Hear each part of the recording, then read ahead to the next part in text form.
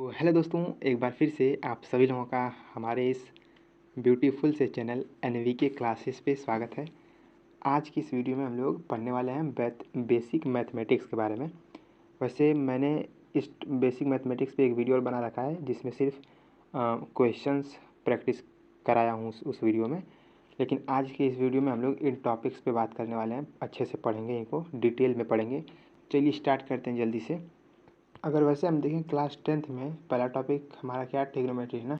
तो वैसे ही जो ट्रिग्नोमेट्री है यहाँ पे, जैसे एंगल जो होता है ये दो तरीके के होते हैं, ठीक ना। जो हमारे पास एंगल जो हम पढ़ करके आ रहे हैं क्लास 10th में, ये दो तरीके का होता है। एक होता है एल्जेब्रिक एंगल और दूसरा जो होता है ये ट्रिग्नोमेट्रिक एंगल होता है, ठीक ना। ट्रिग्नोमेट्रिक एंगल, ठीक है। तो एल्जेब्रिक एंगल, ट्रिग्नोमेट्रिक एंगल, दो एंगल होता है जिसमें हमें ट्रिग्नोमेट्रिक एंगल के बारे में हम ब्रीफली पढ़ने वाले हैं। वैसे अब एल्जेब्रिक एंगल और ट्रिग्नोमेट्रिक एंगल में डिफरेंस क्या है। जैसे आपने देखा होगा कि कहीं जैसे 30 डिग्री लिख दिया गया, ठीक है, कहीं साइन 30 डिग्री लिख दिया गया। तो इन दोनों में कौन सा ट्रिग्नोमेट्रिक एंगल है और कौन सा एल्जेब्रिक एंगल है। तो अगर इसके बारे में अगर हम बात करें तो ये 30 डिग्री है, ये हमारा एल्जेब्रिक एंगल है, ठीक ना, एल्जेब्रिक एंगल। और जबकि जो ये साइन 30 है ये जो है ट्रिग्नोमेट्रिक एंगल है, ट्रिग्नोमेट्रिक एंगल है। क्योंकि यहाँ पे वैसे साइन का क्या है, यहाँ पे फंक्शन है और यहाँ पे एंगल दे रखा है 30 डिग्री। साइन 30 की वैल्यू भी, सबकी वैल्यू हम अभी डिस्कस करने वाले हैं। वैसे फ़िलहाल देख लीजिए कि ये जो है जब भी आपको इस फॉर्म में मिले, साइन 30 या फिर cos 60, cos 90, cos 120, cos 135, ten या फिर किसी का भी फंक्शन मिले, ये सब जो होते हैं ट्रिग्नोमेट्रिक एंगल्स में आते हैं, ठीक ना। अगर हम बात करें कि हमें अगर एंगल निकालना हो तो जैसे सपोज ये हमारे पास एक क्या है, ये हमारे पास एक क्या है, सर्कल है।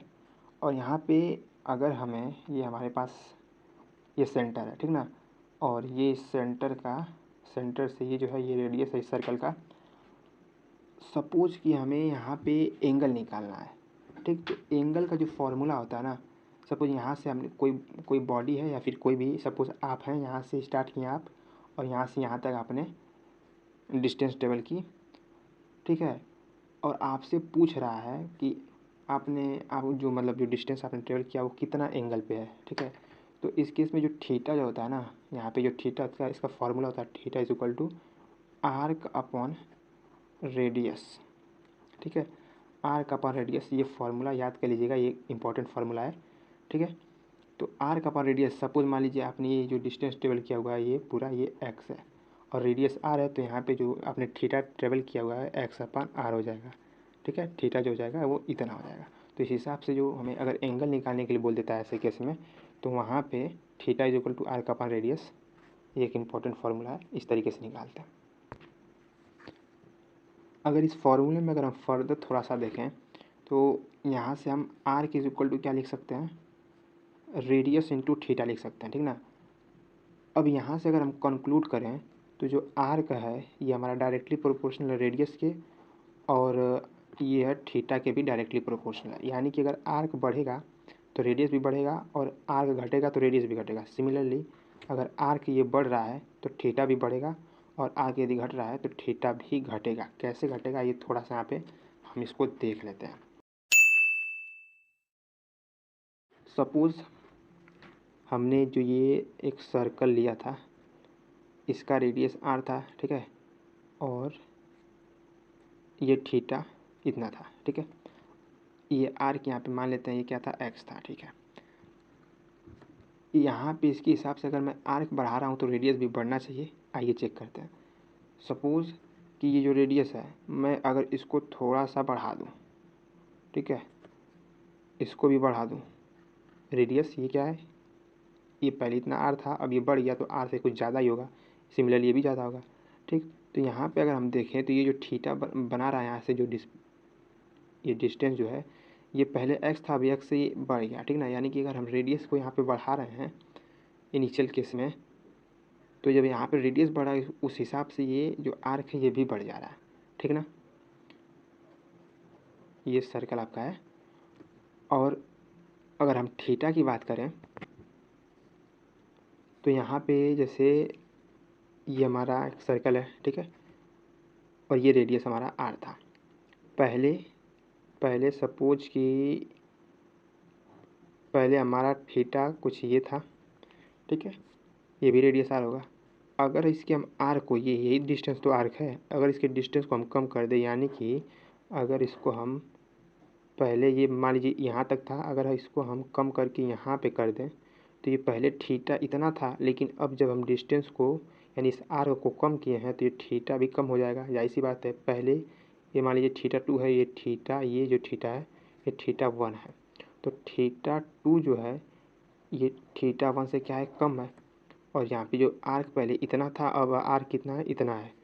तो मान लीजिए कि ये आर्क x2 है और ये वाला जो आर्क है ये x1 है, तो इस हिसाब से x1 वाला जो आर्क है ये x2 से ज़्यादा है, ठीक है। यानी यहाँ से हम क्या कह सकते हैं कि जो आर्क है वो थीटा के डायरेक्टली प्रोपोर्शनल है, तो आर्क बढ़ाने या घटाने से थीटा भी बढ़ या घट जाएगा, ठीक है। अब हम बात करते हैं यूनिट। ये भी एक इम्पॉर्टेंट पॉइंट है, जहाँ जहाँ इम्पॉर्टेंट बोलते जा रहा हूँ आप उसको इसे पढ़ने के बाद एक अलग से कॉपी में उसको नोट कर लीजिएगा, सिर्फ उसी पॉइंट को जो इम्पोर्टेंट बता रहा हूँ सिर्फ उसको, ठीक है। तो ये एक फार्मूला ये आप नोट कर लीजिएगा। यहाँ पे अगर हम यूनिट के बारे में बात करें, यूनिट ऑफ एंगल की, तो यूनिट जो होता है एंगल का ये दो तरीके से, वैसे तो 3 तरीके से मेजर करते हैं। पहला जो है रेडियन, दूसरा डिग्री में, और तीसरा जो होता है सेक्साडेसिमल में करते हैं, ठीक ना। लेकिन हमारे लेवल तक यानी हमारे सिलेबस में सिर्फ रेडियन और डिग्री का खेल है, रेडियन से डिग्री और डिग्री से रेडियन करना है। तो जो यूनिट होता है एंगल का, ये पहला रेडियन है और दूसरा क्या है, डिग्री में बात करेंगे। एंगल का जो यूनिट है ये दोनों हो सकता है, लेकिन ये जो डिग्री है ये क्या है, एक प्रैक्टिकल यूनिट है, ठीक है, ये क्या है, प्रैक्टिकल यूनिट है। लेकिन जो रेडियन है एंगल का, ये जो है ये इंटरनेशनल स्टैंडर्ड यूनिट है, यानी कि ये क्या है, एसआई यूनिट है। तो जब भी आपसे अगर कोई अगर पूछ रहा है कि एंगल की यूनिट बताइए तो आप रेडियन बताएंगे, क्योंकि एसआई यूनिट यही है। लेकिन अगर प्रैक्टिकल यूनिट बात कर रहा है तो डिग्री में होता है, ठीक है। अब हम बात करते हैं कि रेडियन से अगर एंगल की वैल्यू हमें रेडियन में दी है तो उसे हम डिग्री में कैसे कन्वर्ट करें, और डिग्री में तो रेडियन में कैसे कन्वर्ट करें। देखिए अब हम बात करते हैं रेडियन से डिग्री में कैसे कन्वर्ट करें। तो आप एक फॉर्मूला ही समझ लीजिए इसे, वो ये है कि 2 पाई रेडियन की जो वैल्यू होती है वो 360 डिग्री होती है। या फिर हम ये कह सकते हैं कि पाई रेडियन की जो वैल्यू होती है वो होती है 180 डिग्री, ठीक है। आप इतना याद कर लीजिए, यहीं से निकल कर के आ जाएगा, ठीक है। तो रेडियन से आपको डिग्री में कन्वर्ट करना है, ये डिग्री में दे रखा है और ये क्या है, ये क्या है, रेडियन में है, ठीक है ना। यानी कि इसको हम क्या बोल सकते हैं, 1 पाई यानी पाई रेडियन है। तो जब भी आपको रेडियन में दिया हो वैल्यू और आपको डिग्री में कन्वर्ट करना हो तो आप याद रख लीजिएगा कि 1 रेडियन बराबर 180 बाई पाई, इतना डिग्री होता है, ठीक है। ये एक इम्पॉर्टेंट फार्मूला है। एज एग्जांपल अगर बात करें तो सपोज कि एज एग्जांपल बात करें, अगर सपोज π/3 रेडियन दे दिया आपको, पूछ रहा है कि π/3 रेडियन की वैल्यू को आप डिग्री में बताइए कितना डिग्री होगा, ठीक है। तो π/3 रेडियन है और आपको इस डिग्री में बदलना है, तो ये फार्मूला को अप्लाई कर लीजिए। कितना दे रखा है, 1 रेडियन इज इक्वल टू 180/π होता है, ठीक है। तो ये एक से ज़्यादा के लिए हम क्या करते हैं, मल्टीप्लाई करते हैं। तो उस हिसाब से हम क्या कर सकते हैं, 180/π इंटू π/3, ठीक है। तो यहाँ से हो जाएगा 60 डिग्री। तो π/3 रेडियन की जो वैल्यू आएगी वो हो जाएगी 60 डिग्री। इस तरीके आप किसी का भी निकाल सकते हैं। जैसे अगर आपसे बोल दें π/2 रेडियन की वैल्यू कितनी होगी, तो पाई की आप ऐसे भी याद कर सकते, मतलब ऐसे भी कर सकते हैं। जैसे पाई रेडियन की वैल्यू 180 होती है, ठीक है ना। और ये पाई रेडियन की वैल्यू 180 से 2 डिवाइड करेंगे तो हो जाएगा 90 डिग्री। तो π/2 रेडियन की 90 डिग्री होती है। π/6 की अगर आपसे पूछ दे, π/6 रेडियन की, तो π/6 रेडियन की जो वैल्यू हो जाएगी, पाई की वैल्यू 180 और रेडियन यहाँ पे 6 हो जाएगा तो ये हो जाएगा 30 डिग्री। तो π/6 रेडियन की 30 डिग्री हो जाएगी। इस तरीके से आप रेडियन से डिग्री में कन्वर्ट कर सकते हैं, ठीक है। दूसरा चीज़ है, अगर हमें बोल दें इसका अपोजिट कि आप डिग्री में दे रखा है आपको और आपको निकालना है किस में, रेडियन में निकालना है। तो डिग्री टू रेडियन, इसके बारे में बात कर लेते हैं। तो जब डिग्री से रेडियन निकालना होगा ना, तो इसका भी फॉर्मूला ये है कि 1 degree is equal to pi by 180 radian. ठीक है, एक ये भी फॉर्मूला है, इसको भी आप याद कर लीजिएगा। 1 degree is equal to pi by 180 radian होता है। ठीक है, जैसे एज एग्जांपल अगर हम लें तो मान लीजिए कि हमारे पास दे रखा है कि एज एग्जांपल 45 डिग्री है। 45 डिग्री को हम रेडियन में चेंज करें तो 45 1 डिग्री के बराबर इतना होता है। तो 45 के लिए हम क्या कर देंगे, पाई बाई 180 से मल्टीप्लाई कर लेंगे। तो इसको अगर हम सॉल्व करेंगे तो कितना आएगा, इसको हम 3 से कर देते हैं कैंसिल, तो ये हो जाएगा 3 15, 3 से हो जाएगा 60, 15 एकम 15 चौको 60। ठीक है, तो पाई बाई 4, तो 45 डिग्री की जो वैल्यू आएगी रेडियन में वो पाई बाई 4 हो जाएगी। ठीक ना। इसी तरीके से अगर हम एक और एग्जांपल देखें तो सपोज़ 120 डिग्री का निकाल लेते हैं। 120 डिग्री अगर रेडियन में देखें तो 120 पाई बाई 180 इंटू 1 120 0 ये हो जाएगा 4, हो जाएगा 6, ये हो जाएगा 2, हो जाएगा 3। तो 120 डिग्री की जो वैल्यू आएगी रेडियन में वो हो जाएगी 2 पाई बाई 3। तो इस तरीके से आप रेडियन से डिग्री और डिग्री से रेडियन में कन्वर्ट कर लेंगे। ठीक है, ये फार्मूला और ये फार्मूला, ये दोनों इंपॉर्टेंट फार्मूला है। और एक ये भी पॉइंट को आप याद कर लीजिएगा कि 2 पाई रेडियन बराबर 360 डिग्री होता है। ठीक है, आइए अब हम बात कर लेते हैं ट्रिग्नोमेट्रिक एंगल के बारे में। ठीक है, किसके बारे में, ट्रिग्नोमेट्रिक। अच्छा, ट्रिग्नोमेट्रिक एंगल के पहले हम ट्रिग्नोमेट्रिक आइडेंटिटी के बारे में बात कर लेते हैं। 3 ही आइडेंटिटी होती है ट्रिग्नोमेट्री की, जिसमें से हमारे काम का जो है सिर्फ, और वैसे तो एक ही काम आता है लेकिन 2 को हम डिस्कस कर लेते हैं। तो जो ट्रिग्नोमेट्रिक आइडेंटिटीज़, ठीक है, ट्रिग्नोमेट्रिक आइडेंटिटीज़ 3 होती है ट्रिग्नोमेट्रिक आइडेंटिटी। पहला होता है sine square theta plus cos square theta is equal to 1। दूसरा होता है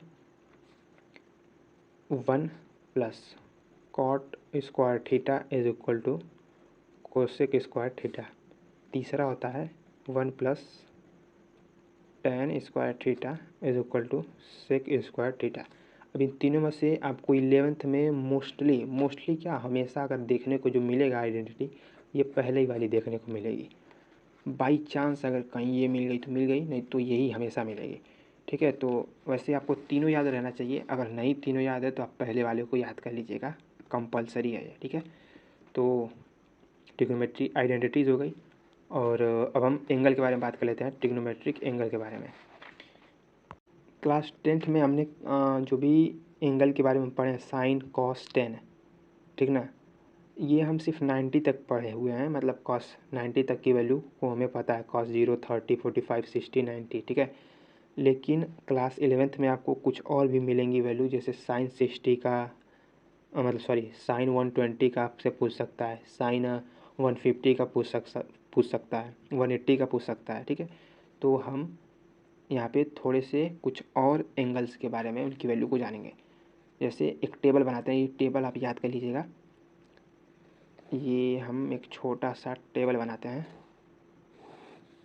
ठीक है, 0 degree 30 degree 45 degree 60 degree 90 degree 120 135 150 180। Sine theta cos theta tan theta. देखो अब तक हमने मतलब जो भी पढ़ा है, जैसे साइन 0 की वैल्यू 0 होती है हमें पता है, साइन 30 की 1/2 1/√2, साइन 60 की वैल्यू √3/2, साइन 90 की वैल्यू 1 होती है। और वैसे भी हमें जुगाड़ से हम लोग पढ़ रखे हैं, जैसे साइन 60 की वैल्यू जो मतलब यहाँ तक जो वैल्यू है वैसे है, कॉस की वैल्यू इसकी से रेसिप्रोकल हो जाता है, यानी उल्टा हो जाता है। जैसे ये यहाँ पे आ जाएगा √3/2 1/√2, ये यहाँ पे आ जाएगा और ये यहाँ पे आ जाएगा।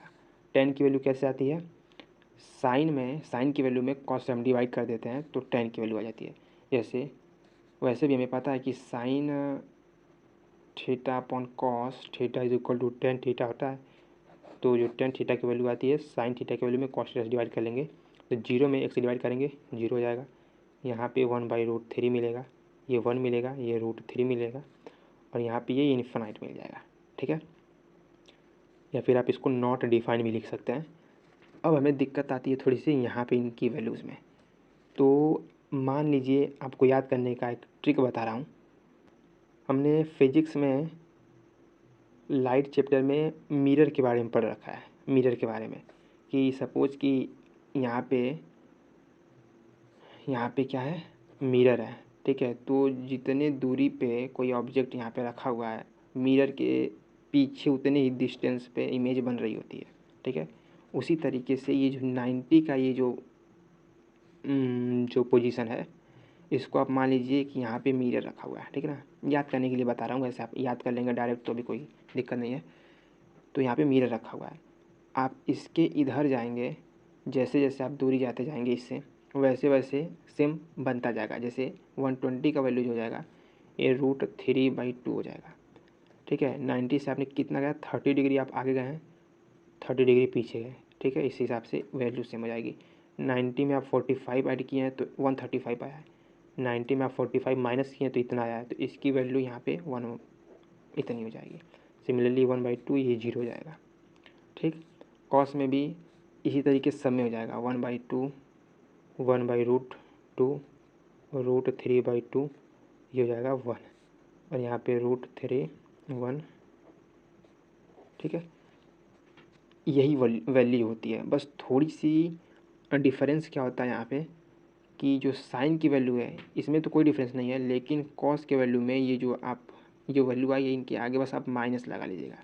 ठीक है, तो इन सब के वैल्यू के आगे आप माइनस लगा लीजिएगा, ये जो होगा ये कॉस की वैल्यू हो जाएंगे। टेन में आपको क्या करना है, टेन में भी आपको माइनस लगा लेना है। ठीक है, यहाँ पे माइनस लगाइए या ना लगाइए कोई बात नहीं, दोनों बात बराबर है। ठीक है, तो ये वैल्यूज़ आपको याद होनी चाहिए। ठीक, अब हम बात करते हैं क्वाड्रेंट्स के बारे में, और उस क्वाड्रेंट में जो वैल्यू आ रही होगी वो उसका साइन कन्वेंशन क्या होगा। ठीक है, इस साइन कन्वेंशन में निकालने में हमें थोड़ी दिक्कत होती है, तो कोशिश करूँगा कि आपको समझ में आ जाए और बिल्कुल आएगा। सो चलिए साइन कन्वेंशन और 4 क्वाड्रेंट के बारे में बात करते हैं। हमें पता है कि ये हमारे पास ये क्या क्वाड्रेंट है, जहाँ पे ये हमारा ये पहला क्वाड्रेंट होता है, ये दूसरा, ये तीसरा क्वाड्रेंट और ये चौथा क्वाड्रेंट होता है। ठीक है, एक वायरल ट्रिक है जो सबको पता है, ऐड शुगर टू कॉफ़ी। ठीक ना, ऐड शुगर टू कॉफ़ी, जो भी स्पेलिंग हो कॉफ़ी की। ठीक है, तो ये ट्रिक है जहाँ पे हमें ये पता है कि ए फॉर यहाँ पे जो होगा ऑल पॉजिटिव होगा। यहाँ पे इस क्वाड्रेंट में साइन हो, कॉस हो या टेन हो या फिर कोई सा भी फंक्शन आए, इवन सेक आए, कॉट आए, कोसेक आए, जो भी आएगा सब यहाँ पे इस क्वाड्रेंट में सारी वैल्यू पॉजिटिव हो जाएगी। यहाँ पे शुगर वाले में यहाँ पे क्या होता है कि यहाँ पे साइन और उसका रेसिप्रोकल, फिर से साइन और उसका रेसिप्रोकल ही सिर्फ यहाँ पे पॉजिटिव होगा। साइन क्या होता है, जाहिर सी बात है भाई, साइन क्या होता है, साइन साइन थीटा वाली ये जो हो जाएगी। यहाँ पे साइन की कोई सी भी वैल्यू आ जाए, 120 की, 135 की, 150 की, 90 की, 100 की, मतलब सॉरी हाँ 100 की भी निकालेंगे, अभी कैसे निकालेंगे वो डिस्कस करेंगे। तो यहाँ पे साइन ये हो जाएगा और इसका रेसिप्रोकल क्या हो जाएगा 1/sin थीटा, यानी कि कोसेक थीटा की बात कर रहे हैं। ठीक है, तो साइन थीटा और कोसेक थीटा की वैल्यू जो हो जाएगी यहाँ पे पॉजिटिव हो जाएगी सेकेंड में। यहाँ पे टी से टेन हो जाएगा, तो टेन थीटा और इसका रेसिप्रोकल कॉट थीटा, यहाँ पे ये दोनों वैल्यू जो आएगा थर्ड क्वाड्रेंट में वो पॉजिटिव होगा और इसके अलावा जो भी आएगा वो निगेटिव हो जाएगा। सिमिलरली यहाँ पे भी साइन थीटा और कोसेक थीटा पॉजिटिव होगा, इन दोनों के अलावा कोई फंक्शन का अगर आ रहा है तो वो निगेटिव होगा। और यहाँ पे क्या है, सी से कॉट और इसका रेसिप्रोकल सेक, ये जो दोनों आ जाएंगे वैल्यू, ये आएंगे कैसे पॉजिटिव आएंगे, और इनके रेसिप्रोकल क्या हो जाएंगे नेगेटिव हो जाएंगे। अरे सॉरी, मतलब कॉट और सेक का जो वैल्यू आएगा यहाँ पे वो पॉजिटिव होगा, इनके अलावा जो आएगा वो निगेटिव हो जाएगा। अगर हम बात करें कि यहाँ पे ये इस क्वाड्रेंट में कोई वैल्यू कब आएगी, अगर हम यहाँ से शुरू करें तो हम ये कह सकते हैं कि ये कितना एंगल है 90 है, ये भी 90, ये भी 90 और ये भी 90, तो 360 है पूरा। ठीक है, हम क्या कह सकते हैं कि 90 माइनस थीटा, अगर मैं बोलूँ 90 माइनस थीटा तो मैं ये कह सकता हूँ कि इस क्वाड्रेंट में आएगा। कैसे आएगा, थीटा के वैल्यू आप क्या लेंगे, कुछ भी ले लीजिए, जैसे 60 ले सकते हैं, 45 ले सकते हैं, 30 ले सकते हैं, ऐसा जेन्युइन वैल्यू लीजिए जिसकी आपको वैल्यू पता हो। ठीक ना, अब ऐसा नहीं कि आपको 55 का निकालना है, 52 डिग्री का निकालना है, तो इस तरीके से आपको वैसे निकलता होगा, बट हमें जेन्युइन बातें करनी है यहाँ पे। तो अगर हम थीटा की वैल्यू लें, 45 लें, 30 लें या 60 लें, कुछ भी लें, तो ये 90 है, 90 में से अगर हम मान लीजिए 60 घटा रहे हैं तो 30 डिग्री क्या आ रहा है, यानी पहले क्वाड्रेंट में आ रहा है। तो 90 में से अगर हम थीटा माइनस करें यानी पहले क्वाड्रेंट में आएगा। पहली कंडीशन फर्स्ट क्वाड्रेंट में आने की ये बन सकती है। दूसरी कंडीशन क्या बन सकती है कि आप ये पूरा घूम जाइए 360 डिग्री और उसमें थीटा ऐड कर दीजिए। मतलब अगर यहाँ से आपने स्टार्ट किया और ये पूरा घूम गए तो 360 डिग्री होगी, तो 360 डिग्री का मतलब आप चौथे क्वाड्रेंट में आके रुक जा रहे हैं। अगर उसमें आप थोड़ा सा एंगल बढ़ा दें तो आप पहले क्वाड्रेंट में आ जाएंगे। ठीक है, तो मान लीजिए 360 की जगह पे हमसे मान लीजिए 405 की पूछ रहा है कि 405 जो एंगल होगा ये किस क्वाड्रेंट में आएगा। ठीक है, तो हम जानते हैं कि ये 360 है, ये चौथे क्वाड्रेंट में आके रुकेगा। तो 360 अगर हम घटा लेते हैं यहाँ से 45 बचेगा, 45 ही बचेगा ना। तो अब 45 जो आएगा, जाहिर सी बात है ये अगले क्वाड्रेंट में आएगा, तो 45 कहीं इस तरीके से एंगल बना रहा होगा। तो जो ये एंगल आएगी हमारी, ये एंगल 45 और ये 360 ये था ही पूरा। ठीक है ना, तो उस हिसाब से हम क्या कह सकते हैं कि जो 405 डिग्री वाली वैल्यू है ये पहले क्वाड्रेंट में आएगी। ठीक है, तो मैं 90 माइनस थीटा यानी पहले क्वाड्रेंट की बात कर रहा हूँ, यानी जितने भी 90 में से थीटा घटाएंगे वो पहले क्वाड्रेंट में आएंगे। तो साइन कॉस tan, ठीक है, तो साइन 90 माइनस थीटा यानी पहले क्वाड्रेंट में आएगा, तो कन्फर्म है। कॉस 90 माइनस थीटा ये भी पहले क्वाड्रेंट में, tan 90 माइनस थीटा ये भी पहले क्वाड्रेंट में आएगा। ठीक है, अब साइन 90 माइनस थीटा क्या देगा, sine 90 minus theta cos theta देता है, और cos 90 minus theta sine theta देता है, tan 90 minus theta cot theta देता है। और हम ये जानते हैं कि पहले क्वाड्रेंट में जितने भी वैल्यूज आते हैं वो सब पॉजिटिव में आते हैं, इसीलिए ये सब क्या है, पॉजिटिव में। अब 90 प्लस थीटा की अगर हम बात करें, 90 प्लस थीटा क्या है, ये है हमारा 90। ठीक है ना, ये है हमारा 90 प्लस थीटा का मतलब है सेकेंड क्वाड्रेंट में आ रहा है। तो सेकेंड क्वाड्रेंट के हिसाब से अगर हम देखें तो साइन 90 माइनस प्लस थीटा यानी कॉस थीटा आएगा, cos 90 plus theta sine theta आएगा। ये तो हमें पता है, दिक्कत हमें कहाँ हो रही है, साइन में। तो हमें ये भी पता है कि सेकेंड क्वाड्रेंट में साइन और उसका रेसिप्रोकल यानी कोसेक ये दोनों पॉजिटिव आते हैं, इसके अलावा सब नेगेटिव आता है। कोसेक बोला हूँ, कॉस नहीं बोला हूँ। ठीक है, तो साइन का वैल्यू पॉजिटिव हो जाएगा और इन दोनों की वैल्यू नेगेटिव हो जाएगी।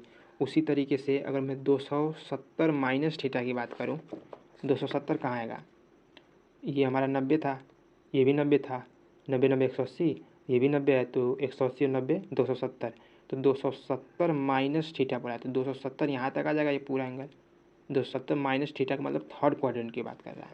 ठीक है, तो थर्ड क्वाड्रेंट की अगर हम बात करें, थर्ड क्वाड्रेंट में हमें इतना तो पता है ना कि साइन यहाँ पे जो थीटा होता है उसके हिसाब से हम देखें तो कॉस थीटा हो जाएगा, कॉस 270 माइनस थीटा यानी साइन थीटा इसका अपोजिट हो जाएगा।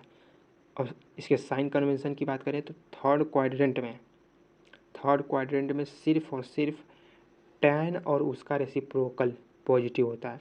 तो tan कॉट में बदल रहा है तो ये पॉजिटिव होगा, इसके अलावा ये दोनों क्या हो जाएंगे, निगेटिव हो जाएंगे। उसी तरीके से फोर्थ क्वाड्रेंट में 270 में अगर हम थीटा जोड़ें तो चौथे क्वाड्रेंट में जाता है।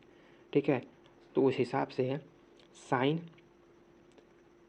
जो होगा ये नेगेटिव होगा। क्यों नेगेटिव होगा, tan ये भी नेगेटिव होगा। क्यों नेगेटिव होगा, क्योंकि फोर्थ क्वाड्रेंट में आपको पता है कि कॉस और उसका रेसिप्रोकल यानी कि सेक, कॉस और सेक जो होता है ये पॉजिटिव होता है। ठीक है, इसके अलावा कोई सा भी आए वो नेगेटिव होता है। तो कॉस क्या है यहाँ पे, तो चौथे क्वाड्रेंट में ये पॉजिटिव हो जाएगा। ठीक है ना, यहाँ पे हमने एक पॉइंट लिख रखा है नोट में, in case of 90 and 270 it would change according to law. कहने का मतलब ये, लॉ का मतलब ये है कि जो ये हम पढ़ रखे हैं यहाँ से, ऐड शुगर टू कॉफ़ी, ठीक है ना, इसी को बोल रहा है। तो 90 और 270, यहाँ पे हम ये देखें कि साइन 90 प्लस थीटा है या फिर साइन 270 माइनस थीटा है, तो इस केस में साइन का कॉस में बदल जा रहा है। साइन का भी ध्यान मत दो, यहाँ पे जो समझा रहा हूँ उसके हिसाब से साइन को भी ध्यान मत दो। साइन 90 प्लस थीटा है तो कॉस थीटा में जा रहा है, या फिर साइन 270 प्लस थीटा है तो भी कॉस में जा रहा है। मैं समझाना ये चाह रहा हूँ यहाँ पे कि जब भी 270 या 90 मिले कहीं तो उस हिसाब से बदल जाता है, साइन कॉस में, कॉस साइन में, टेन कॉट में। लेकिन अगर आपके सामने 180 या फिर 360 के फंक्शन में आ जाए, जैसे यहाँ पे आप देखिए, यहाँ पे 180 माइनस थीटा है, तो ये कहाँ जाएगा, सेकेंड क्वाड्रेंट में जाएगा। कैसे जाएगा आइए दिखाते हैं। 180 माइनस थीटा है ना, तो 180 में से अगर आप थीटा घटाएंगे तो इसी में से कुछ घटाएंगे ना, तो सेकेंड क्वाड्रेंट में आएगा। तो सेकेंड क्वाड्रेंट में आने का मतलब ये है कि हमारा साइन और उसका रेसिप्रोकल कोसेक ये पॉजिटिव होगा, ठीक है। तो साइन की वैल्यू पॉजिटिव है और ये दोनों नेगेटिव हो जाएगा, ठीक है। मैं समझा क्या रहा था यहाँ पे कि साइन 180 या 360 आपको मिल जाए कहीं तो उसका जो होगा वही होगा, यानी साइन साइन में ही रहेगा, कॉस कॉस में ही रहेगा, टेन टेन में ही रहेगा। बस साइन बदलेगी, और साइन आपको पता है कि पहले क्वाड्रेंट में किसके हिसाब से साइन, सेकेंड क्वाड्रेंट में किसके हिसाब से साइन, थर्ड में, फोर्थ में किसके हिसाब से साइन लगेगा, आपको साइन पता है, ठीक है। उस हिसाब से आप लगा लीजिएगा। उसी तरीके से अगर हम 180 की प्लस थीटा की बात करें तो थर्ड क्वाड्रेंट में जाएगा।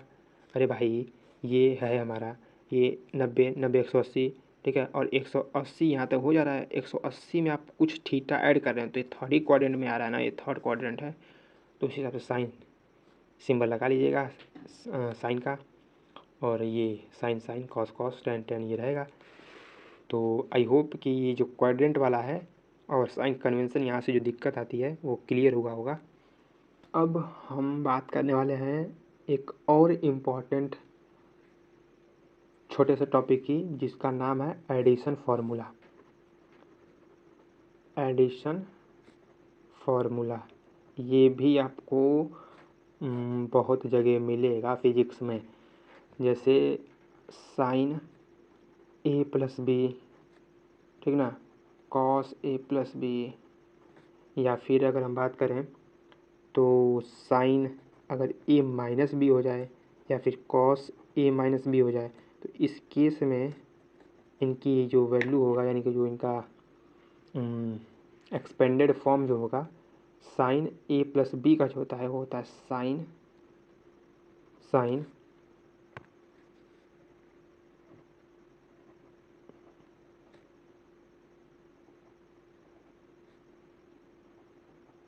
ये होता है, ठीक है। यानी साइन ए प्लस बी है तो इस केस में sign A cos B plus cos A sine B. अगर कॉस ए प्लस बी है तो यहाँ पे इस केस में जो होगा cos A cos B plus sign A sine B, ठीक ना। अगर यहाँ पे माइनस है तो आपको कुछ नहीं करना है, फॉर्मूला ये यही रहेगा, बस बीच में आप माइनस लगा लीजिए। तो sign A cos B minus cos A sine B, ठीक है ना। और कॉस ए माइनस बी में क्या होगा, यहाँ पे भी वही होगा, बस यहाँ पे आप प्लस की जगह पे आप माइनस लगा लीजिएगा, यहाँ पे माइनस लगा लीजिएगा।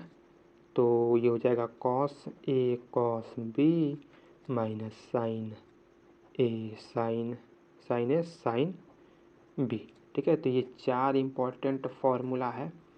इसमें हम कह सकते हैं कि जो सबसे इम्पॉर्टेंट है वो साइन ए प्लस बी का है, और वैसे दो ही याद कर लो ना, sign A plus B cos A plus B का याद कर लो, और माइनस आएगा तो माइनस बस बीच में लगा लेना, ठीक है। तो ये दोनों को आप याद कर लो, ठीक है।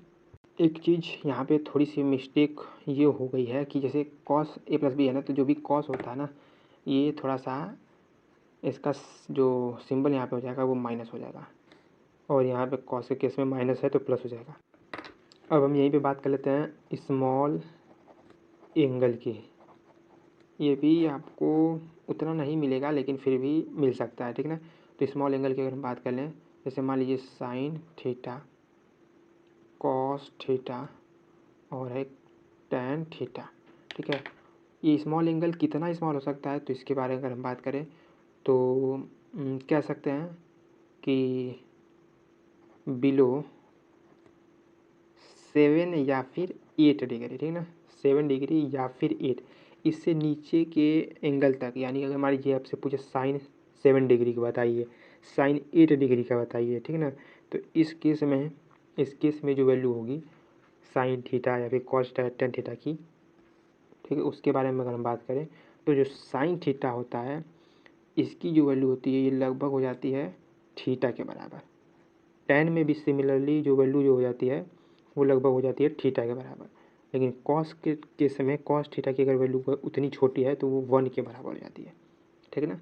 यानी कि अगर एज एग्जांपल इसका लें तो अगर मान लीजिए हमसे पूछे साइन 3 डिग्री की वैल्यू बताइए, तो यहाँ पे जो साइन 3 डिग्री की वैल्यू आ जाएगी वो 3 हो जाएगी, ठीक है, थीटा के बराबर हो जाएगी। अगर हमसे पूछ दे कॉस 1 डिग्री की वैल्यू बताइए, तो इसकी वैल्यू 1 या फिर 2 डिग्री की बताइए, तो यहाँ पे जो वैल्यू हो जाएगी इसकी 1 हो जाएगी, ठीक है। यानी 7 या 8 डिग्री से अगर नीचे की वैल्यू को पूछ रहा है तो इस तरीके से होता है। अगर टेन थीटा की वैल्यू पूछ रहा है एज एग्जाम्पल टेन 3 डिग्री की वैल्यू बताइए या फिर 6 डिग्री की वैल्यू बताइए, तो यहाँ पे जो इसकी वैल्यू हो जाएगी वो 6 ही हो जाएगी, ऐसा समझ में। तो ये है स्मॉल एंगल।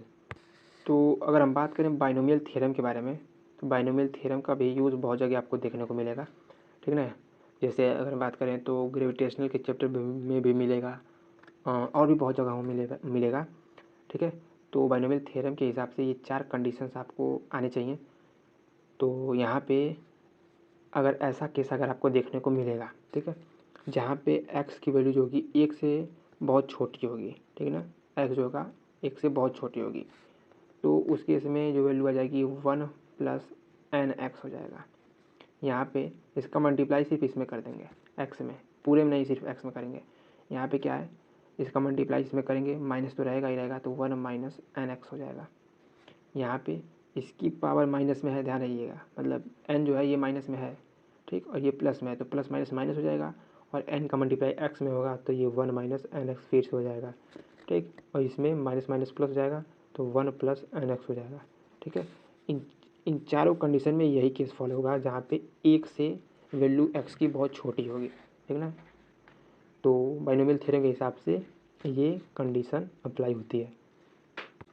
अगर हम 1-2 एग्जांपल लेकर के चलें, जैसे मान लीजिए 1 + 0.02 ले लेते हैं, ठीक है। इसके पावर हमें 4 दे रखा है, पूछ रहा है इसकी वैल्यू बताइए, और दे रखा है 1 - 0.008, और इसके पावर दे रखा है हमें मान लीजिए कुछ भी दे रखा है, जैसे 5 दे रखा है, पूछ रहा है इसकी वैल्यू बताइए।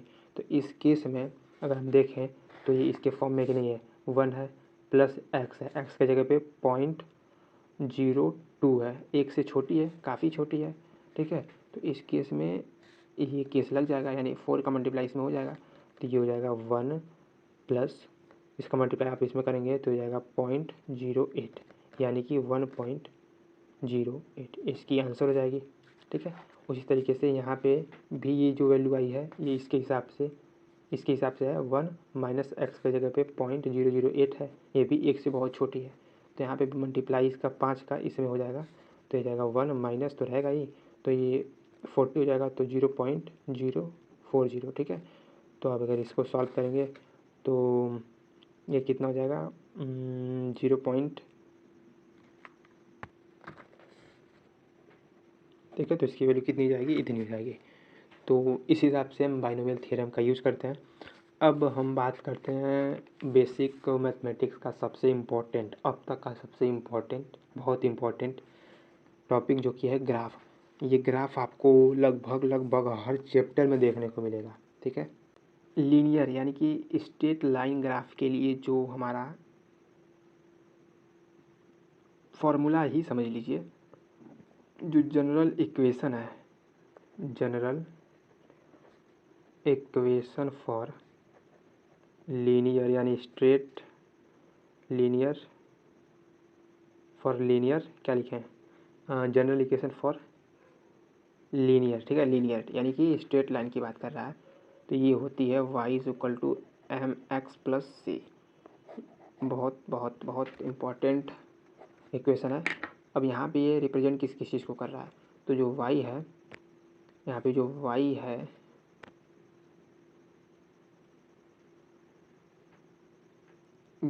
है ये रिप्रेजेंट कर रहा है आपके y एक्सिस को, x यहाँ पे x एक्सिस को रिप्रेजेंट कर रहा है, m जो होगा ये स्लोप देगा, c जो है इंटरसेप्ट है। ठीक है, अगर एज एग्जांपल अगर हम लें तो सपोज़ आपके पास ये एक तरीके का ग्राफ है जहाँ पे आपसे बोल रखा है कि आपको दे रखा है इक्वेशन कि y is equal to 3/4x plus यहाँ पे c की जगह पे 3 दे रखा है। ठीक है, c यहाँ पे जो c है ये इंटरसेप्ट को दिखा रहा होता है। इंटरसेप्ट का मतलब कि y एक्सिस को जो लाइन है वो कहाँ काट रही है। ठीक है, यहाँ पे जो y है ये y एक्सिस को दिखा रहा है, यानी कि ये इसको रिप्रेजेंट कर रहा है, और यहाँ पे जो x है यानी कि यहाँ पे जो ये x है ये रिप्रेजेंट कर रहा है ये x एक्सिस को। अब जो m है ये स्लोप को दिखा रहा है, और हमें पता है कि m यानी कि जो स्लोप है, ये जो स्लोप अबे चल जा। ठीक है, जो स्लोप होता है ये होता है हमारा tan थीटा के बारे में बात कर रहा है। ठीक है, tan थीटा क्या होता है, sign theta upon cos theta होता है।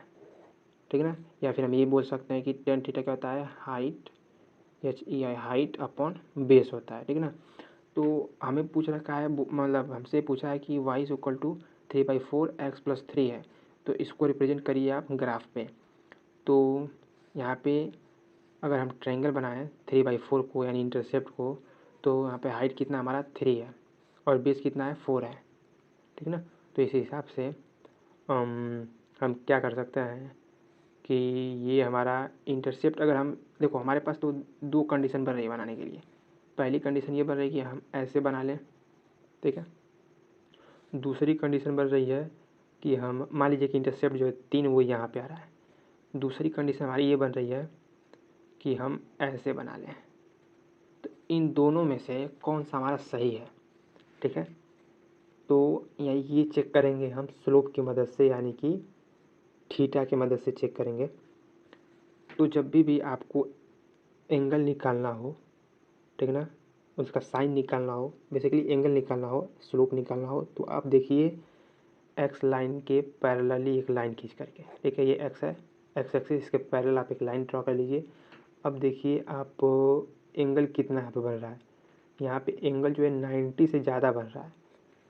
एम यहाँ पे क्या है, ग्रेटर देन है 90 डिग्री, यानी कि इसकी वैल्यू आएगी निगेटिव। ठीक है, जबकि हमें यहाँ पे स्लोप यानी जो ये एम की जो वैल्यू है, ये एम की जो वैल्यू है ये पॉजिटिव दे रखी है।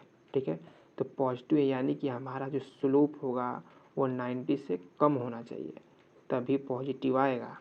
तो इस हिसाब से हमारा जो स्लोप होगा वो यहाँ पे बनेगा।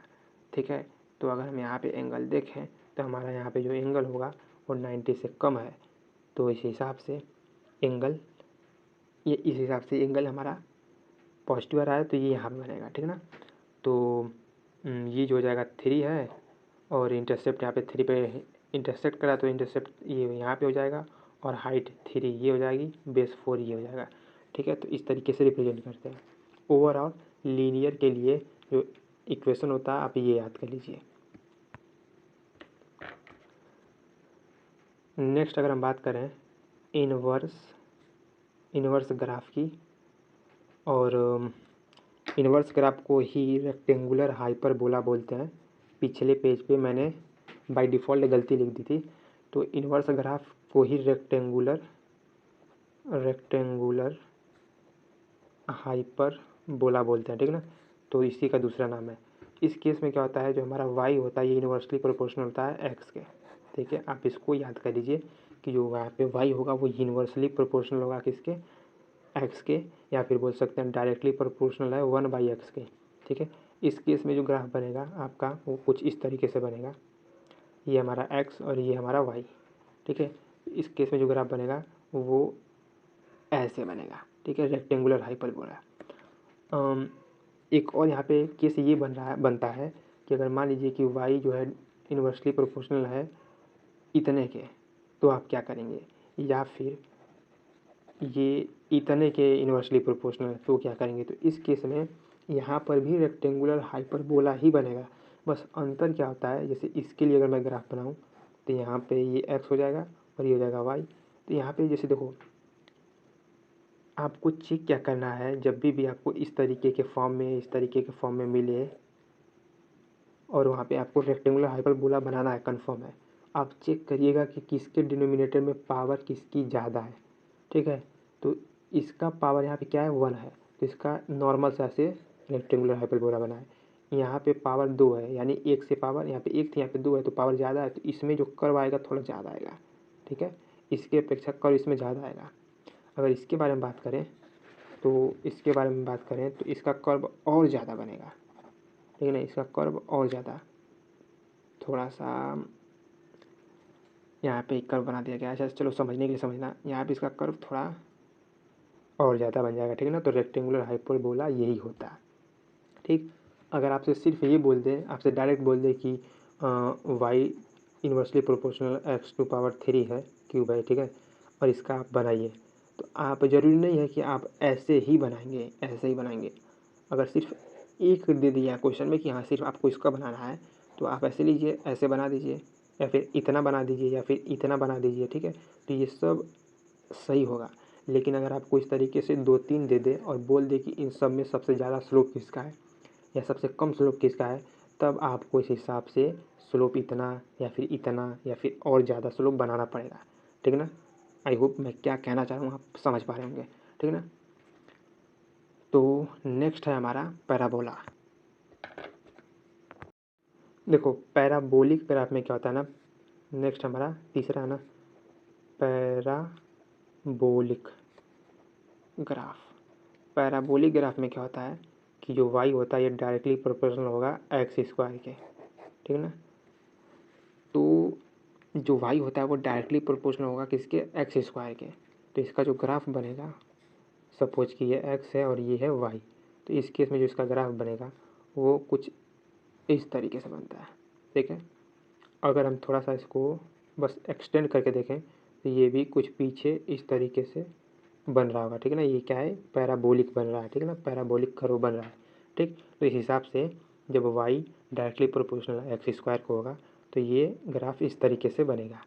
ठीक, अगर आपसे y और x के रिस्पेक्ट में पूछा है, अगर ये आपसे पूछ दे कि y, जैसे मैं पूछ रहा हूँ x² y है, अब बताइए अब स्लोप क्या बनेगा। अब भी यहाँ पे x² ही है, y और x² के रिस्पेक्ट में पूछा है, तो अब यहाँ पे ये ग्राफ जो बनेगा वो इस तरीके से स्ट्रेट बनेगा। क्यों स्ट्रेट बनेगा, क्योंकि ये पूरे टर्म को लेकर के चल रहा है, तो उस हिसाब से y = mx + c के हिसाब से ये पूरा टर्म जो है वो x के बराबर है। ठीक ना, और यहाँ पे सिर्फ x को लेकर चल रहा है, तो पावर यहाँ पे 2 है, मतलब पावर यहाँ पे 2 है, तो उस हिसाब से ये पैराबोलिक बनेगा। और यहाँ पे अगर आपको पूरा बोल दे कि इसके रिस्पेक्ट में बताइए तो लीनियर बनेगा। उसी तरीके से यहाँ पर भी, जैसे मान लीजिए ये है दूसरा वाला, तो इसमें आप रेक्टेंगुलर हाइपरबोला तो बना है, ठीक है, लेकिन अगर आपसे यहीं पे बोल दे कि ग्राफ बनाइए 1/x² और y के बीच में बनाइए, तो यहाँ पर फिर से ये लीनियर बन जाएगा।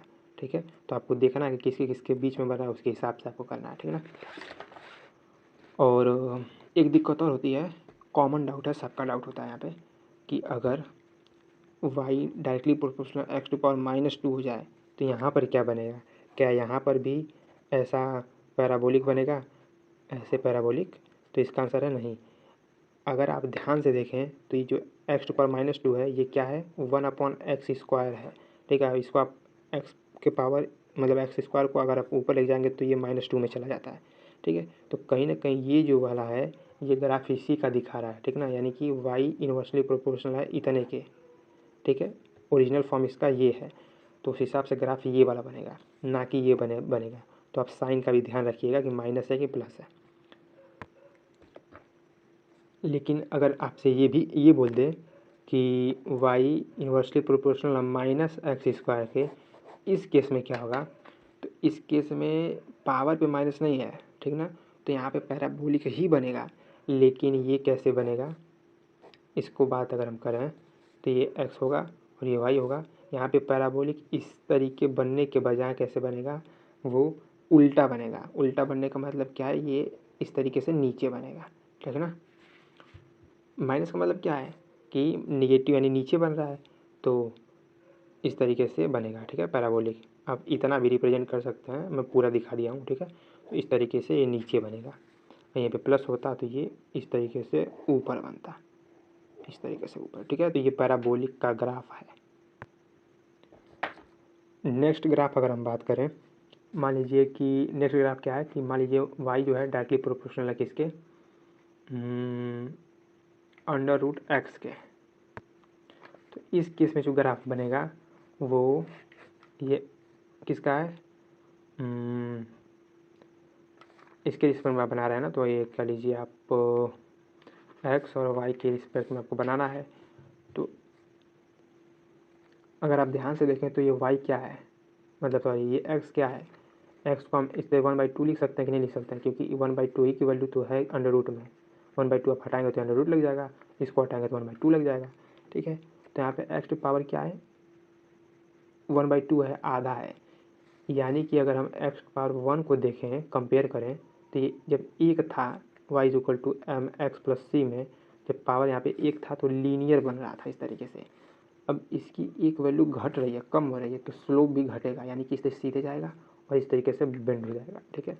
तो जब y directly proportional under root x होगा तो उसका ग्राफ इस तरीके से बनेगा। और यहीं पे अगर बोल दे कि अंडर रूट एक्स के रिस्पेक्ट में बनाइए तो ये फिर से लीनियर बन जाएगा।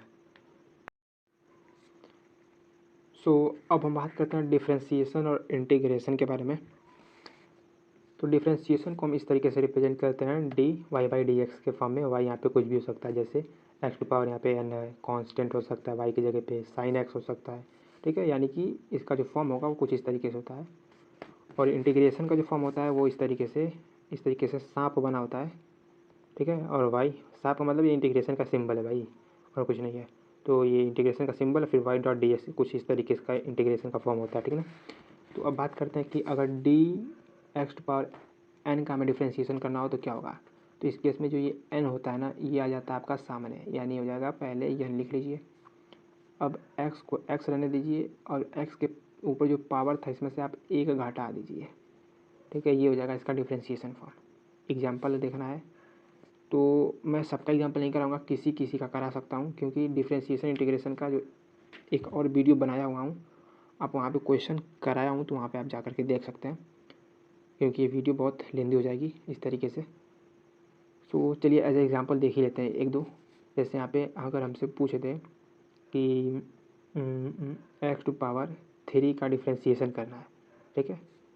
तो यहाँ पे पावर 3 है तो 3 आ जाएगा आगे, और एक्स, और यहाँ पे एक एक्स की पावर यहाँ पे एक घट जा रही है तो 3 है, 3 की पावर घट जाएगी, 2 हो जाएगी, तो इसका डिफ्रेंशिएशन फॉर्म ये हो जाएगा, ठीक है।